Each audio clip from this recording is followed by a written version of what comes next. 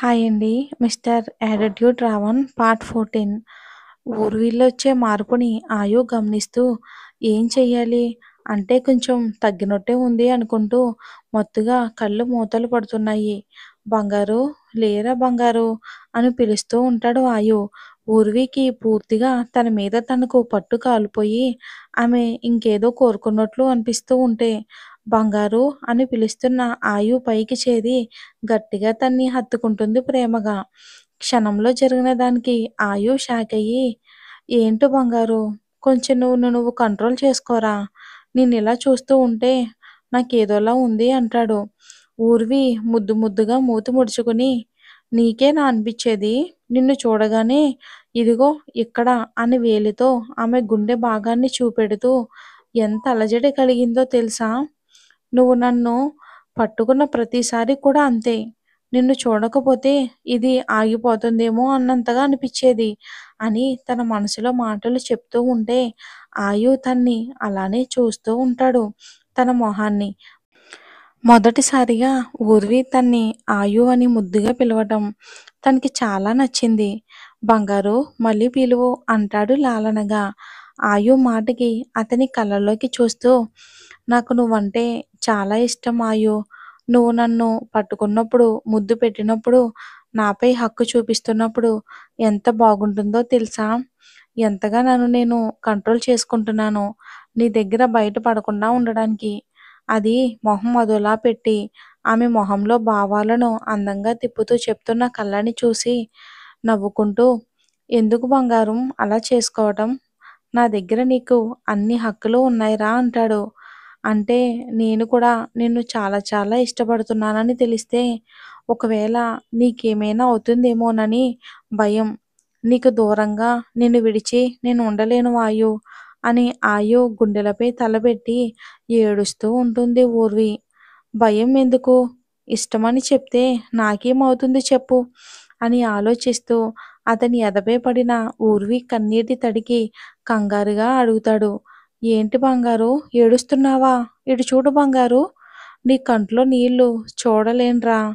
నువ్వు నన్ను విడిచినా కూడా నేను నిన్ను విడవను. నాకేమీ కాదు, ఓకేనా బంగారు అని ఆమె మొహాన్ని చేతుల్లోకి తీసుకుని పట్టుకుని చెప్తూ ఉంటాడు ఊర్వికి. నాకు తెలుసాయు, నేనంటే నీకు ప్రాణమని. నీకొకటి చెప్పనా? నువ్వంటే కూడా నాకు ప్రాణం. ఆ రోజు నీ చేతికి రక్తం చూడగానే నా ప్రాణం పోయింది తెలుసా? ఇంకెప్పుడు నిన్ను నువ్వు గాయం చేసుకోక ఆయు అని ఊర్వి ఆయువుని ప్రేమగా ముద్దు పెట్టుకుంటుంది. ఆయువుకి ఊర్వి తన శరీరం నుండి వచ్చే వేడి వల్ల తెలిసిపోతుంది అది దాని ఎఫెక్టేనని. ఇక ఊర్విని కంట్రోల్ చేయాలి అనుకున్నాడు. కానీ అప్పటికే ఊర్వి ఆయువుని ముద్దు పెట్టుకుంటుంది. ఇక తర్వాత ఆయువు తన ఆలోచనలో ఉన్న ఆయువుకి ఊర్వి తను మొదటిసారిగా ముద్దు పెడుతూ ఉంటే, ఆయు నన్ను విడిచి ఎక్కడికి వెళ్ళావు కదా, నువ్వంటే నాకు ప్రాణం ఆయు. అది ఎప్పుడు ఏంటి అంటే నేను చెప్పలేను కానీ నిన్ను చూసినప్పుడు, నువ్వు నా పక్కన ఉన్నప్పుడు, నువ్వు నన్ను తాకుతున్నప్పుడు అన్నీ నాకు నచ్చుతాయి. నాకు నువ్వు నన్ను విడిచి వెళ్ళేటప్పుడు నాకు నిన్ను అస్సలు పంపించాలని అనిపించదు.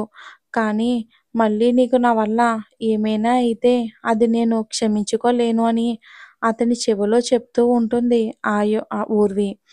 ఆయుకైతే ఆమె చెప్పే మాటలు వింటుంటే ఒక్కసారిగా పట్టరాని సంతోషంతో ఊర్వి మొహాన్ని చేతిలోకి తీసుకుని, మరి అంత ఇష్టం ఉంటే ఎందుకు నాకు చెప్పలేదు బంగారు అంటాడు ఆర్తిగా.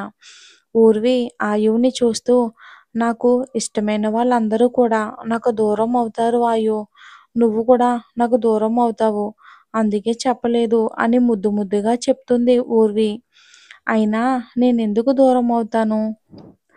నేను నీకు ఈ జన్మలోనే కాదు బంగారం, ఎన్ని జన్మలైనా సరే నా నుండి నిన్ను ఎవ్వరు వేరు చెయ్యరు. అది ఎవరి వల్ల కాదు అంటూ ఊర్వి నుదుటిపై ముద్దు పెట్టుకున్నాడు ప్రేమగా. ఆయువుని గట్టిగా హత్తుకుని ఆయు అని పిలుస్తుంది ఊర్వి. ఆమె పిలుపుకి ఆమె కళ్ళల్లోకి చూశాడు ఆయు. ఆమె మాయలో ఉన్న ఆయు ఊర్వి తనను హత్తుకోగానే ఆయువు కూడా ప్రేమగా హత్తుకుంటాడు. అలా ఉండగానే తెల్లవారుతూ ఉంది. ఊర్వి ఉదయాన్నే మెలుకువొస్తుంది. ఊర్వి ఆయు కళ్ళల్లోకి చూస్తూ, నేనేంటి ఇలా ఎందుకున్నాను? ఇక్కడున్నానేంటి అని అడుగుతుంది కంగారుగా. ఆయు ఊర్వి నుదుటి మీద ముద్దు పెట్టుకుని, నీకిప్పుడెలా ఉంది అని అడుగుతాడు. ఆయు అడిగిన దానికి ఊర్వి ఒక్క నిమిషం పార్టీలో జరిగిందంతా గుర్తుకు వస్తుంది. అవును, నేను పార్టీలో కళ్ళు తిరుగుతున్నట్టు అనిపిచ్చి వాష్‌రూమ్‌కి వెళ్ళాను. తర్వాత నాకు గుర్తు లేనట్టు చూస్తుంది. నేనే తీసుకొచ్చాను. నీపై అటాక్ చేశారు. ఏం కాలేదుగా. నిన్ను కంట్రోల్ చేయటానికి నిన్నిలాగా హత్తుకుని పడుకున్నాను. అంతే బంగారం. లే లేచి ఫ్రెష్ అవ్వు అని అంటే ఊర్వి డౌట్‌గా చూస్తుంది. మీరిక్కడికి ఎలా వచ్చారు అని అడగబోతుంటే, అవన్నీ నీకు నేను తర్వాత చెప్తా. నువ్వు ఫ్రెష్ అయ్యి రా, లేట్ అయ్యింది, టిఫిన్ చెయ్యాలి. కబోర్డ్‌లో డ్రెస్ ఉంది తీసుకెళ్ళు అని చెప్తాడు. సరే అని తన శరీరం మీద దుప్పటి కప్పుకొని కబోర్డ్ ఓపెన్ చేసి చూసింది. తను డైలీ వేసుకునే బట్టల్లోని ఒక డ్రెస్ తీసుకొని వెళ్ళిపోయింది. ఊర్వి కోసం నైటే అరేంజ్ చేశాడు ఆయు. ఇక కొన్ని డ్రెస్‌లు వర్షకి కూడా. ఇక తన రూమ్‌లో ఊర్వి 10 నిమిషాల తర్వాత రాగానే ఆమెని చూసి ఆయు కూడా వెళ్ళిపోయాడు ఫ్రెష్ అవ్వడానికి. ఆయు ఫ్రెష్ అయ్యి వచ్చేసరికి ఇక ఊర్వి బాల్కనీ నుండి వచ్చే సూర్య కిరణాల వెలుగుల్లో తల తుడుచుకుంటూ ఉంటుంది. కిరణాలు పడ్డం వలన ఊర్వి మెరిసిపోతూ నీటి బిందువులు జుట్టులోకి, ఆమె మెడవెంపుల్లోకి పోయి మెరుస్తూ ఉంటాయి. ఆమెనలా చూసి ఆయు అడుగులు అటువైపే వేస్తాడు. ఊర్వి గట్టిగా కళ్ళు మూసుకుంటుంది. నిదానంగా తన వైపుకు తిప్పుకుని సిగ్గుతో కళ్ళు మూసుకుని కిందకి వాలిన తలను ఆమె అతను పైకి ఎత్తి, బంగారం ఒక్కసారి కళ్ళు తెరిచి చూడు బంగారం అని నిదానంగా అంటే తల పైకెత్తి చూస్తుంది. కళ్ళ నిండా నీళ్ళతో ఆయువుని ఒక్కసారిగా మనసు కలుక్కుమయ్యింది. ఏమైంది బంగారం అని అడిగాడు లాలనగా. ఏం లేదు. మిమ్మల్ని ఏమైనా ఇబ్బంది పెట్టానా? ఇబ్బంది పెడితే నన్ను అని ఆమె చెప్పబోయే పదం అర్థమయ్యి మరుక్షణమే ఆమెను హత్తుకున్నాడు. నువ్వు నేను ఒకటే. నీకు నాకు మధ్య ఇలాంటివి ఉండకూడదు. నువ్వు నాకు ఎప్పటికీ అమూల్యమైన దానివి అని చెప్తాడు ఆయు ఊర్వితో. ఆమె కళ్ళ నుండి వచ్చిన వెచ్చటి కన్నీళ్లు అతని బుగ్గపై చేరగా నిదానంగా ఆమెను వదిలి కన్నీటి బిందువులను పెదవులతో అద్దుతాడు. ఆమెను కౌగిట్లో బంధించి, నువ్వు నా దానివి. నీ నుండి ఏదైనా సరే నాకు చాలా ఇష్టం. నువ్వు నాకు ఇంచు దూరం పెట్టినా సరే నేను తట్టుకోలేను బంగారు. ఇంకొకసారి ఇలాంటి మాటలు మాట్లాడి నన్ను బాధ పెట్టకు బంగారు అని ఆమె చెయ్యి పట్టుకొని డ్రెస్సింగ్ టేబుల్ దగ్గరకు తీసుకుని వెళ్ళి ఆమె జుట్టు ఆరే వరకు హెయిర్ డ్రై చేసి కిందకి వెళ్దామా అని అడుగుతాడు. అతడు చూపించే ప్రేమకి ఊర్వికి ఏం చెయ్యాలో తెలియక మౌనంగానే తలూపుతుంది. మెట్లు దిగుతున్న ఊర్విని చూసి వర్ష హ్యాపీగా ఊర్వి అని పిలుస్తుంది. వర్ష పిలుపుకి తలెత్తి వర్ష దగ్గరికి వెళ్తున్న ఊర్వి చెయ్యి పట్టుకుని ఆపుతాడు ఆయు. అయోమయంగా చూస్తుంది అతని వైపు ఊర్వి. ముందు టిఫిన్ చేయండి, తర్వాత ఓదార్పులు అని వర్షాన్ని చూస్తూ కోపంగా అంటాడు ఆయు. ఆయు అలా అనగానే కళ్ళతోనే ఇద్దరు ఓకే ఓకే అని చెప్పుకుని టేబుల్ వైపు నడుస్తారు. టిఫిన్ తిని ఆయు ఊర్వితో, నేను వచ్చే వరకు ఇద్దరు ఎటు వెళ్ళొద్దు. నాకు చిన్న వర్క్ ఉంది బంగారు. వచ్చాక నేను మిమ్మల్ని అపార్ట్మెంట్లో డ్రాప్ చేస్తానని ఊర్వి నుదుటి మీద ముద్దు పెట్టుకుని జాగ్రత్త బంగారు అని వెళ్ళిపోయాడు. వాళ్ళనే అలా చూస్తూ ఉంటుంది వర్ష.